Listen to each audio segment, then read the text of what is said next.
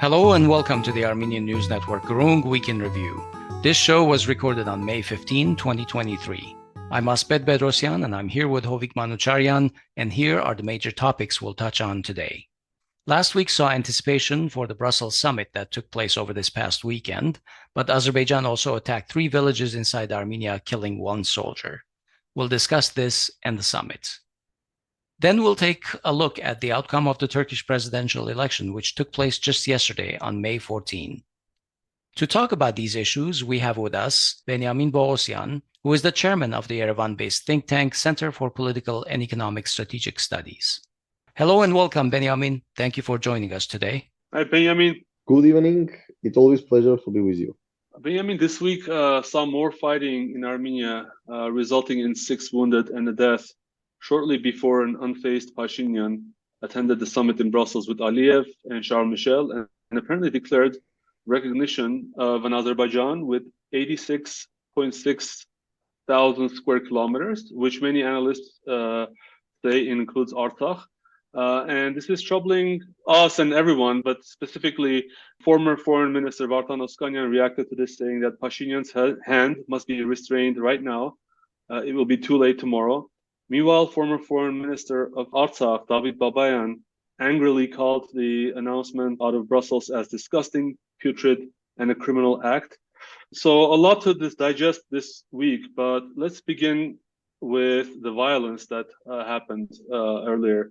Days before the awaited meeting in Brussels, a 2-day battle began in Gelarkunik. Sotk, Norabak, Verin Shorja were attacked using high-caliber weapons, including mortar and artillery. The Armenian side had 4 wounded on the first day and 2 wounded on the second day. Unfortunately, on day 2, we also had a death. Pashinyan said that Azerbaijan's attack is an attempt to nullify, and I'm quoting him, to nullify the progress that was recorded during the negotiations that took place in Washington on May 1 through 4. Never mind that, he said that, he still had 990 kilometers to go out of those 1,000 kilometers, but apparently that was sufficient progress to call out. He also indicated that his plans to go to Brussels had not changed. What was the cause of all this fighting? We always see escalations right before important meetings. Is this just another one of those? And why, why would you do that? And why would Pashinyan still decide to go? Okay, regarding the escalation, first of all, of course, we cannot compare what happened on May 11, 12, 2023, for example, what happened on September 12, 13, 2022, near Jermuk. So, yes, this was an escalation, but definitely not in the same scale as the September 2-day war. Potentially, Azerbaijan would like to put pressure, maybe psychological pressure on Armenia. But also, let's not forget that one of the goals of Azerbaijan could be to continue to block the functioning of Sotk gold mine. Because this gold mine, as far as I know, has several thousand workers, and definitely most of them are from Gelarkunik region. Maybe the leadership is from Yerevan or other cities, but absolute majority of workers are from Gelarkunik region. Gelarkunik is one of the poor regions in Armenia, and it's a bordering regions. And the Sotk gold mine is not functioning for 2 or 3 weeks because of irregular or regular shots fired from Azerbaijani side. So probably Azerbaijan would like to take some additional heights or additional positions to continue to prevent the functioning of the Sotk gold mine, because if these few thousand people who live in Gelarkunik regions, they will lose their jobs, and if gold mine will continue not to function, at the end of the day, the company which owns the mine, this Russian Geopro Mining, the company cannot simply pay salaries for months and months. Right. This would mean that several thousand people who living in Gelarkunik region along Azerbaijan border, Armenia-Azerbaijan border, they will lose their main source of income, and definitely this will trigger people to leave Gelarkunik, either come to Yerevan or to other cities in Armenia, or even to leave Armenia. So my understanding is that the key goal was to take maybe more territories or more heights to be able to prevent the gold mine functioning. Okay, Yeah. Thanks to our army, Maybe this was the first time starting from May 2021, when Azerbaijanis did not manage to take any new territories, because unfortunately, starting May 2021, any Azerbaijani attack against Armenia, the result was additional lost territories, and now Azerbaijan controls around 200 square kilometers of Armenian territory in Gegarkunik region, in Vayodor region, and Syunik region. This time, Azerbaijan is failed, so there was no additional territory under Azerbaijani control as a result of this escalation. But my understanding is that the key goal is to create additional economic problems in Gegarkunik region and trigger more people living Gegarkunik, which is completely in line with Azerbaijani strategy to depopulate as much as possible the bordering regions of Armenia. Was there any intention to affect the negotiations as well? Potentially, if Azerbaijanis could take more territories, it could be some psychological effect on negotiations. But my understanding is that when Armenian and Azerbaijani foreign ministers with their teams negotiated 4 days in Washington, definitely there was a progress. Okay, we can argue it was 1 meter out of 1 kilometer or 100 meter out of 1 kilometer, but there was a progress. And definitely the leaders met in Brussels to fix that progress, even if not to continue the momentum or use the momentum to move further ahead, at least to fix these achievements or this progress which the foreign ministers reached in Washington. And if you look to public remarks by President of the European Council, Charles Michel, the key here, except for this statement that, okay, they are very close to open railway connections via or to Nakhchivan, because this wording we heard also 1 year ago when the meeting took place in Brussels on May 22, 2022.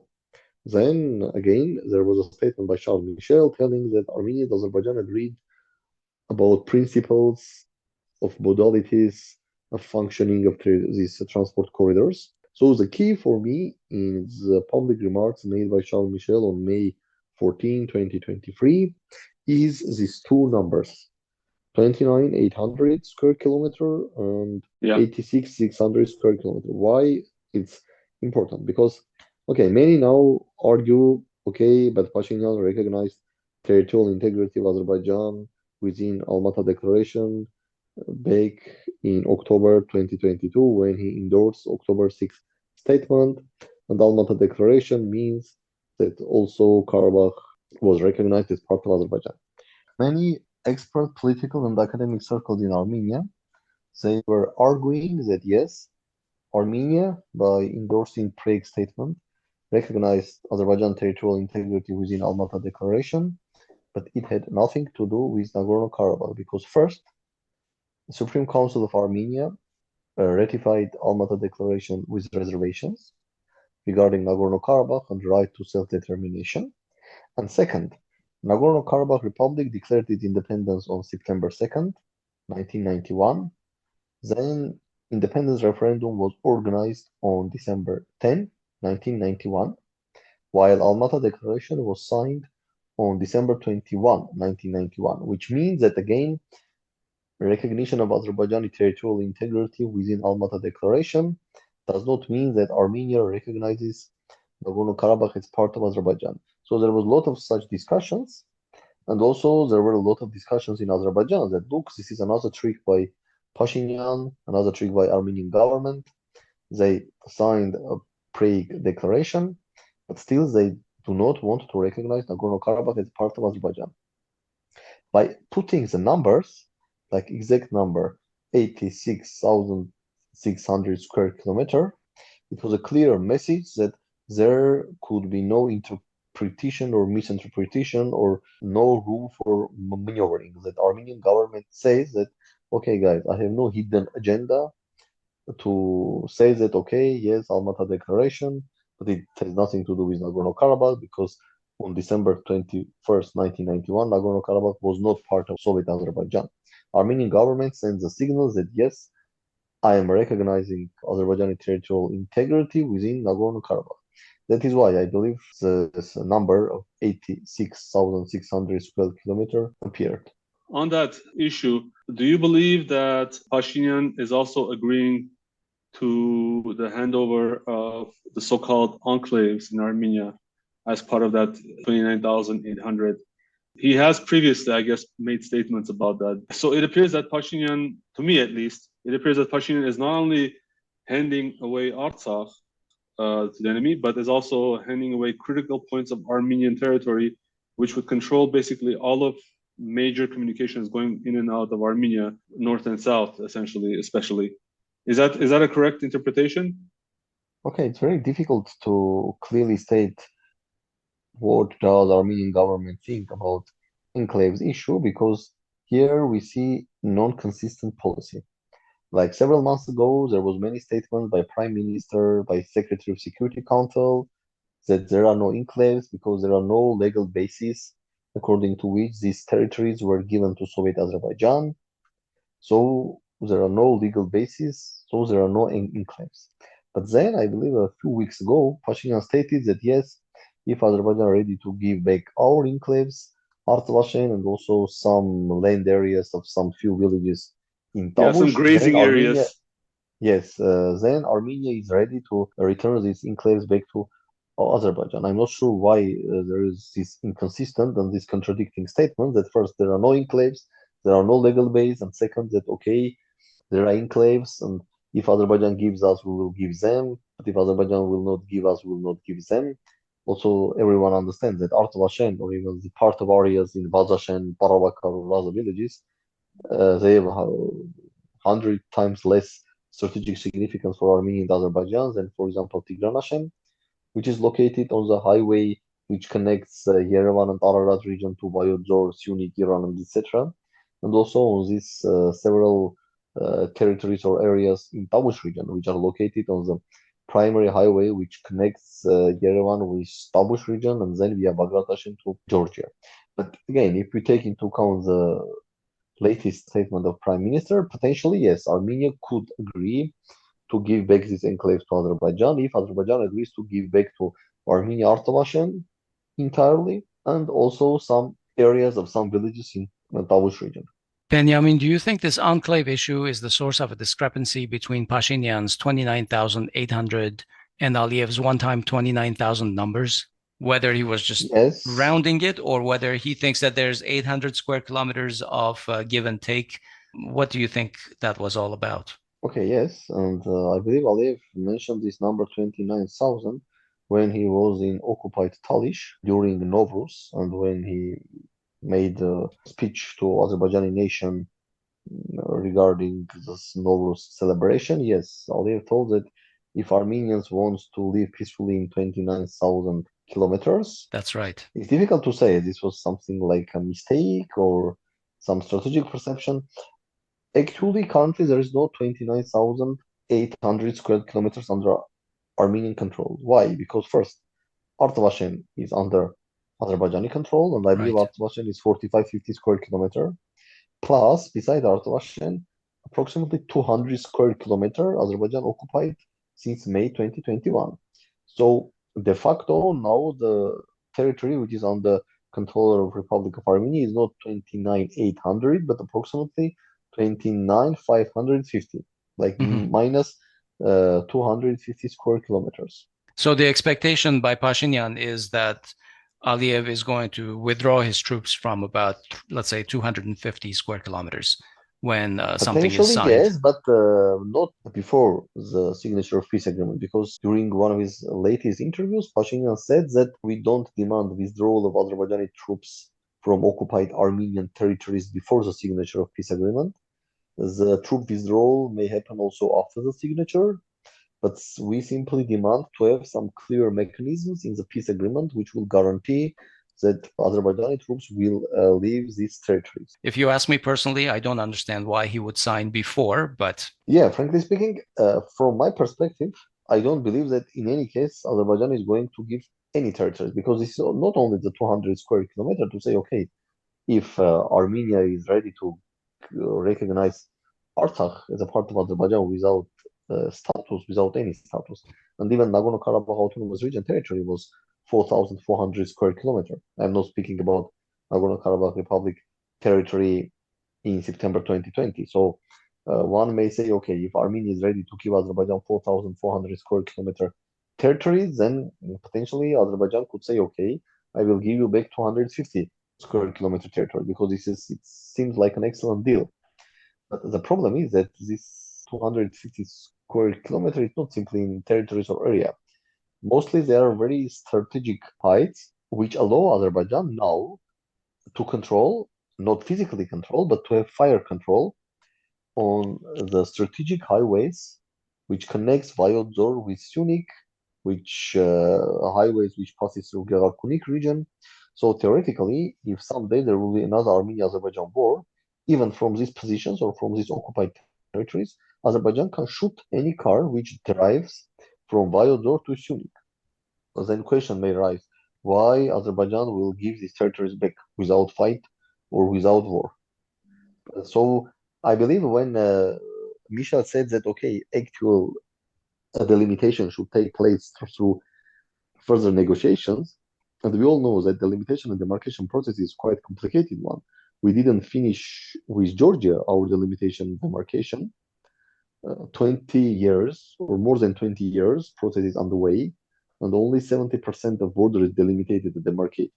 So theoretically, yes, Armenia and Azerbaijan may say that, okay, we are recognizing each other's territorial integrity within these 86,600 and 29,800 square kilometers. Then Azerbaijan may say, okay, let's start the delimitation and demarcation negotiations. And this negotiation may take decades. And during these decades, Azerbaijan definitely can control this 200 or 250 square kilometer of territory.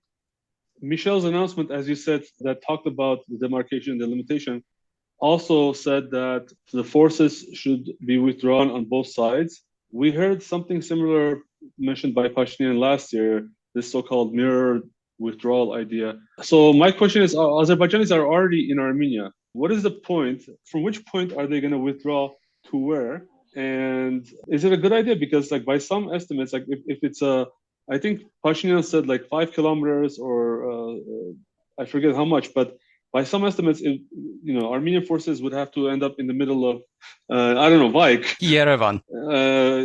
When they withdraw. So is it really a good idea?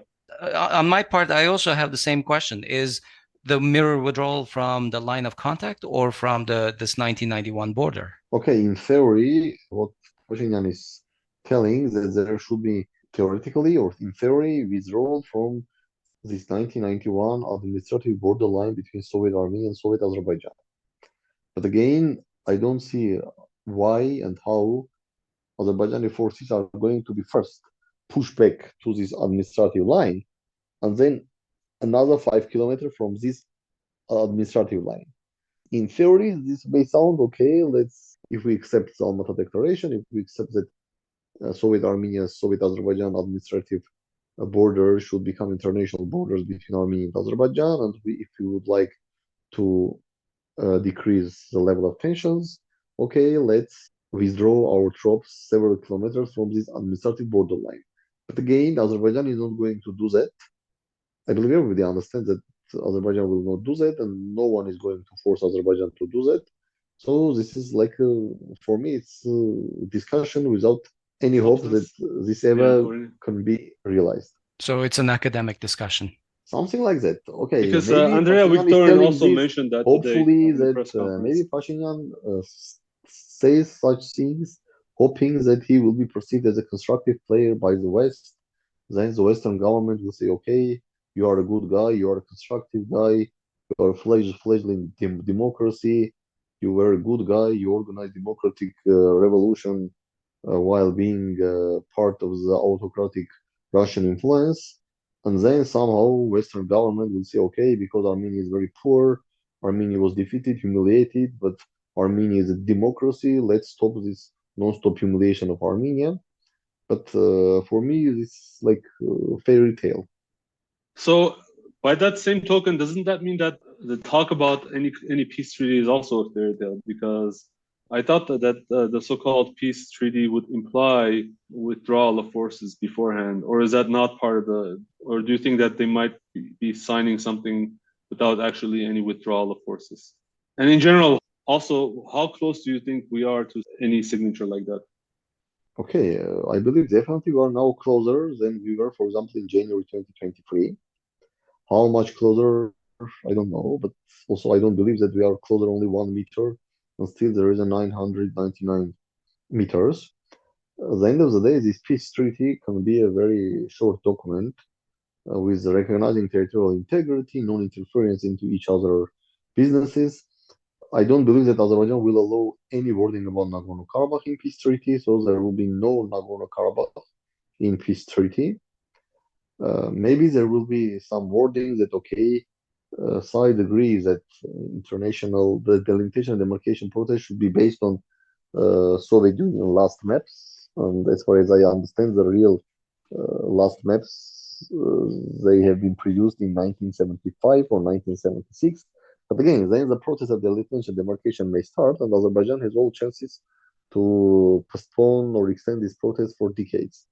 So I believe Armenia and Azerbaijan may sign peace treaty. I don't believe that there will be any withdrawal of Azerbaijani troops from occupied Armenian territory before the signature of peace treaty. I don't believe there will be any withdrawal of Azerbaijani troops from Armenian occupied territories immediately after the signature of peace treaty. The delimitation and demarcation process may start, but it could take decades. And in these decades, we theoretically may have another Armenia-Azerbaijan war. We are speaking about decades, and we see that how quick the geopolitical situation is being changed in the world and also in our region. But yes, some sort of general treaty, peace treaty, or the treaty on restoration of bilateral relations based on some general terms. But the key term is that by this treaty, Armenia will recognize that Nagorno-Karabakh is part of Azerbaijan, and Armenia will recognize that there should be no autonomy or no status for Nagorno-Karabakh. I mean, I don't believe that in the treaty there will be written that Armenia recognizes Nagorno-Karabakh as a part of Azerbaijan, and Armenia recognizes that no Nagorno-Karabakh should have no status within Azerbaijan. But if there will be no word of Nagorno-Karabakh in the treaty, it automatically would mean that yes, for Armenia's conflict is over, and if Armenia recognizes Azerbaijan territorial integrity within 86 600 square kilometer, then definitely Karabakh is part of Azerbaijan. And if we don't demand even autonomy within this peace agreement, and I don't believe that, again, there will be even word of Nagorno-Karabakh in this peace treaty, then potentially it means that, okay, how we are going to negotiate with Azerbaijan later on Nagorno-Karabakh. Azerbaijan will say, okay, guys, game is over, we have peace treaty. I'm not going to negotiate with Armenia about anything. And frankly speaking, even international community can tell to Armenia, okay, if you thought that there are still problems about Nagorno-Karabakh, you should at least have some line in this treaty that something remains unresolved about Nagorno-Karabakh. But if we have zero mention of Nagorno-Karabakh in the peace treaty, I don't believe that even international community, even those countries who are somehow interested to support Armenia, how they can force Azerbaijan to continue negotiations with Armenia about Nagorno-Karabakh conflict after signature of peace treaty, because signature of peace treaty means that there is no conflict. So for me, it's very strange to believe that Armenia and Azerbaijan will sign peace treaty, and then Armenia and Azerbaijan will continue negotiations on Nagorno-Karabakh conflict. So another interesting thing, Benjamin, you in the past have been a proponent of the EU observer mission. In fact, I believe you said that any amount of foreign observers, monitors, forces, whatever in Armenia would help avoid escalation from Azerbaijan. But the observers themselves, were observed, going to the site of the fighting about 8 hours after the fact. And it seems whenever there has been an escalation, ever since the observers have arrived, they have not been there. They have not been at the site. They have not been present. Yeah, they have not been present. And in fact, Andrea Victorian said the observers have a right to refuse to go to certain sites, and it is the responsibility of the Armenian government to guarantee the security of the observers, blah, blah, blah. What's your overall evaluation of the EU observers since they have been deployed to Armenia? Have they provided any benefit? Have your initial expectations been met by this observer deployment? Regarding initial expectations, I believe I mentioned in my several papers, interviews, and podcasts that the deployment of EU observers may very slightly, I believe I use the very wording very slightly, maybe like 1 or 2%, decrease the possibility of new Azerbaijani attacks. But again, the possibility was very slightly. And what does it mean very slightly? It means that the possibility is quite low, that they will play a role of the deterrent. There was a very slight possibility, and also very slight possibility that they could deter large-scale attacks, something like similar which happened in September 2022. Now, regarding what our observers' mission is. So first of all, these observers have only one mission, to observe and to report, nothing else. Second, according to a mutual agreement, as far as I understand, at least between EU and Azerbaijan, observers, they are obliged few days ago to inform Azerbaijan, few days ago about any actual monitoring activities. Like if these monitors are going, or observers are going to monitor part of Armenia-Azerbaijan border near Jermuk, let's assume on May 31, they are obliged to inform Azerbaijan no later than May 25. Again, no later than May 25. Observers are obliged to inform Azerbaijan that, dear Azerbaijani authorities, today is May 25, please be informed that we will observe border areas of Armenia, Azerbaijan near Jermuk on May 31 from 1 p.m. to 4 p.m. And this is a procedure which is actually happening. So from this perspective, after receiving this information, I believe Azerbaijan should be complete crazy to tell its troops, okay, guys, you know, European observers will be in Armenia-Azerbaijan border in Jermuk section on May 31, 2023 from 1 to 4 p.m. Therefore, please start shooting at 1 p.m. and finish your shooting at 4 p.m. Definitely no. Azerbaijanis will say, okay, guys, for this day, there will be monitoring near Jermuk and let's assume near Goris. For example, for these days, or at least for these 3, 4, 5 hours, when there will be monitoring, no shooting near Jermuk, no shooting near Goris. Please shoot near Kapan, please shoot near Ijevan.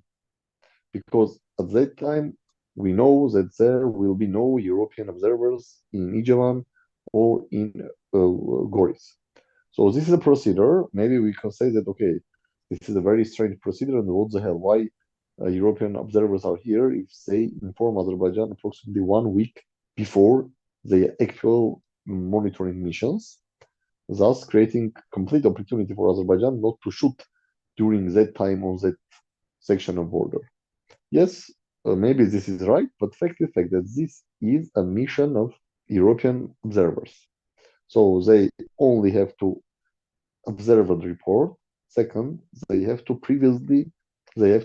inform Azerbaijan about their further or future monitoring processes, date, time, section of border. Considering that the EU mission is completely inside Armenia, why do they have to coordinate with Azerbaijan? Okay, frankly speaking, I'm not in a position to answer this question. Is this a general EU policy? For example, there is a EU mission in Georgia starting from October 2008, approximately 15 years. I'm not sure if they are informing the South Ossetian or Russian side about their monitoring activities along, as they are calling, the administrative borderline between Georgia and South Ossetia or Georgia and Abkhazia. But at least in Armenia, the decision was reached that they should inform about any monitoring activities to Azerbaijani government, maybe to avoid some misperception, miscalculation, or some incidents. And second, as I mentioned, even if somehow Azerbaijan was too crazy to start shooting at the time and at the section of border when these observers are there, after fixing that they are shooting, if situation becoming dangerous, observers are obliged they should take their cars and drive back to Yeregnador or even to Yerevan. Yeah, or Nothing any more. direction opposite of the fighting. Yeah. So essentially, Yes, as you have explained, it renders the EU mission in Armenia useless from any perspective of observing, because you are going to be observing a moment of peace. yes, that is why when we're speaking about slightly deterrence, okay, yes, continue, please. And I was going to say that a couple of days ago, and I can't remember exactly who was saying this, whether it was Pashinyan or Armen Grigoryan, that the EU mission is fulfilling its purpose entirely, I think they said. Yeah, but also some days ago, the same Armenian Recurrent, I believe, said that Armenian government hope or wants to apply to EU to significantly increase the number of monitors, because at the end of the day, Armenia-Azerbaijan border is more than 1,000 kilometers, while we have approximately 100 observers and 30, 35 other technical staff like drivers, translators, or etc. And by the way, these 100 observers will be deployed in Armenia by the end of June. I mean, currently there are less than 100 observers, which means that even if there will be no this idea or this agreement to inform Azerbaijan, less than 100 observers cannot 24/7 in a 24/7 regime monitor more than 1,000 kilometers. For doing this, you need several thousand monitors, not 100, but several thousand European monitors. So when even me in my papers or interviews said that they may slightly, very slightly decrease the possibility of large-scale Azerbaijani attacks, here we are speaking about political costs or political deterrence, but also we are speaking about a large-scale attacks. Like there is a perception that if European observers are here, it slightly decreases the chances that Azerbaijan will launch large-scale attack to open the Zangezur corridor by force, like to occupy part of Syunik or part of Vayozor region. Not because these EU observers will start to shoot and prevent this attack, but simply because it will be something like challenge to European Union. But fact is fact, and it's very clear that regarding this low or mid-scale escalation, what happened in Ter on April 11, or what happened in and around Sotk on May 11 and May 12, yes, Azerbaijan is able to shoot whenever it wants and wherever it wants. So low and mid-level escalations, in this case, yes, EU observer mission has zero capacity to deter or to prevent low or mid-level escalations by Azerbaijan, or low and mid-level military attacks by Azerbaijan against Armenia. They have zero capacity to do that. So I can only conclude that the greatest value that the mission brings is for public relations by the government against the people. Also, we may say that somehow this observer mission at least put Armenia into agenda of EU, because this mission is obliged to prepare weekly reports. These are classified reports. I mean, these reports are they are not being shared neither with Armenia nor with Azerbaijani governments. Mm-hmm. These weekly reports are sent to Brussels, but then from Brussels they are distributed to the capitals of 27 member states. So at least in the Ministry of Foreign Affairs of these 27 EU member states, at least once per week, the document came, like report of EU observer mission in Armenia, and somehow Armenia is being circulated among this EU bureaucracy in Brussels, and also the Armenia, that there is some problem with Armenia, that there are Armenia-Azerbaijan conflicts, or there are some violations of ceasefire by Azerbaijani side. This information is being circulated both in Brussels and in capitals of 27 member states. I can imagine the stack of papers on President of Hungary's desk. On one side, there's these reports from the missions, and on the other side, there's this gas agreement with Azerbaijan, and so with Bulgaria, so with many other European nations that are I can in line assure to you buy that these Azerbaijani oil. reports are not going to be put on the desk of leaders. Maximum, they can be put on the desks of head of departments at MFA, like head of department on Eastern Partnership, or if there is a special division on South Caucasus. This is a maximum level, but at least there will be some circulation. But regarding the gap, for example, I can assure you that now the number one EU country, which simply are very happy with Azerbaijan, is Bulgaria, because now Azerbaijan is supplying more than 50% of natural gas to Bulgaria. So if you go to Sofia and if you enter to government cabinets, Azerbaijan is a hero, really. Okay, let's turn our attention towards Turkey. Yesterday was May 14, the big presidential election day in Turkey. There's a real potential for change in Turkey as the political opposition, mostly united behind CHP leader Kemal Kilicdaroglu, has mounted a credible alternative to incumbent president AKP's Recep Erdogan after decades of his single-party rule by a strong executive. This election is also watched internationally because of Turkey's expansionist agenda under Erdogan and the warm personal relationship between Erdogan and Putin, which has translated to some benefits for Russia during the war on Ukraine, specifically in evading some Western sanctions. Some issues concerning the South Caucasus and Armenia have been mentioned in this campaign, though probably I wouldn't say they are anywhere near the top 10 issues. For instance, Kilicdaroglu said that his vision for connecting Turkey with China does not include a corridor that would go through Sunik, Artsakh, and Azerbaijan. Instead, he talked about a corridor through Iran. Meanwhile, Erdogan's foreign minister, Çavuşoğlu, was very quick to respond to Kilicdaroglu's campaign, saying there will be a Zangezur corridor. And Azerbaijan, which has seen great support from Turkey during Erdogan's rule, also spoke out. Foreign Minister Bayramov said, without Azerbaijan, there can't be a Turkish road. The Turkish world will be united through the Zangezur corridor. So today is May 15, and at the time of our recording this show, it appears that Erdogan has mustered 49.5% of the vote to Kilicdaroglu's 44.9%. And as the winner needs to take over 50% of the vote, it's very likely that a runoff election will be scheduled on May 28, 2 weeks from yesterday, between the two leaders. Benjamin, outside of campaign announcements, how big of an impact on Turkey's foreign policy would Kilicdaroglu's victory have been? It's a very challenging question because from one point of view, Turkey is a more or less modern state with institutions, with foreign policy traditions. It is not in the case that one person can come and change very quickly the foreign policy by 180 degrees. But also, we have to accept that there were some significant divergences between Kilicdaroglu and Erdogan, especially regarding the relation with the West. It's not the case that Kilicdaroglu was ready to again bring back Turkey to the US junior partner status when Turks were doing whatever Washington told them. But definitely under Kilicdaroglu, Turkey will improve its relation with the West, and there will be more competition, less cooperation with Russia.